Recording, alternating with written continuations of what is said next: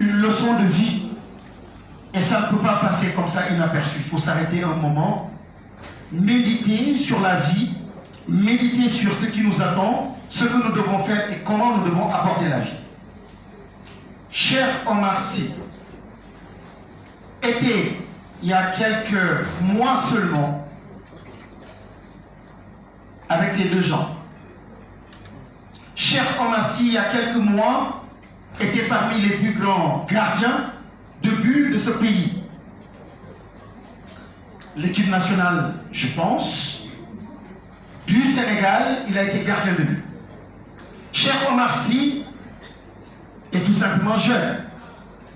Et cher Omar Sy avait un... C'est la vie. Tout bouge, tout est beau, en pleine santé, en pleine forme. Et tout d'un coup, le destin fait que un tout petit microbe perturbe le destin d'un géant. Il tombe malade, il y a une jambe qui est amputée. Douloureux, rupture, quelle surprise, quel désastre. Oh, on pensait que les choses allaient en s'améliorant. Malheureusement, la deuxième jambe devait être aussi amputée. Il est de la famille. Nous avons eu tous à souffrir pour cela.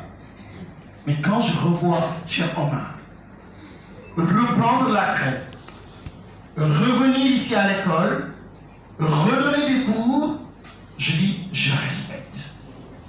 Mais plus que ça, quand je revois le sourire de cher Omar, plus joyeux que vous, plus heureux que vous, plus optimiste que vous, et à la recherche d'impact et de transformation du pays et des jeunes que vous êtes, et des ressources, les apprenants qui sont dans ces classes, je dis, ça, c'est comprendre la vie.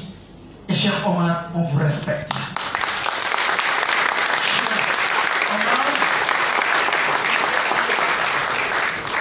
Vous avez gagné.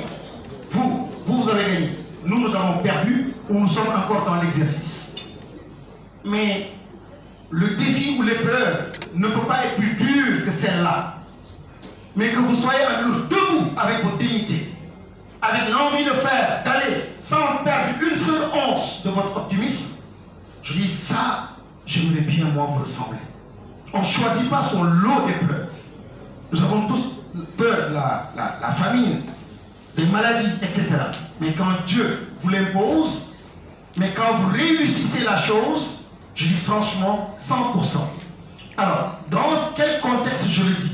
Je le dis dans le contexte d'une compétition de leadership pour comprendre réellement le sens de la vie et le sens de ce que vous êtes en train de faire. Je dis, pourquoi vous êtes dans cette école? Pourquoi vous êtes dans une maison? Pourquoi vous êtes dans un quartier? Il faut comprendre tout simplement que vous êtes indéfiniment à la recherche donc d'impact.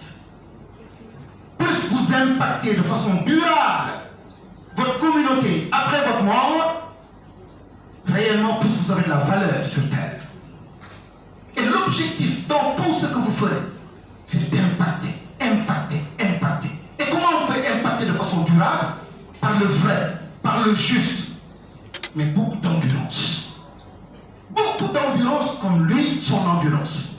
Et quand vous apprenez à endurer comme ça, qu'on vous appelle leader ou pas, vous êtes de vrais leaders. Et voilà un vrai chef. Je veux que vous le montriez à d'autres jeunes. Je veux que vous le mettiez en avant. C'est ça réussir, c'est pas autre chose. Réussir, c'est comprendre la vie. Réussir, c'est se battre. Aller au-delà de ses limites, c'est ça le succès. C'est ça le succès. Nous sommes fiers de toi. Nous apprenons beaucoup de toi. Et nous remercions Dieu parce que nous sommes encore avec toi, avec ta joie de vivre. Merci beaucoup, cher Omar.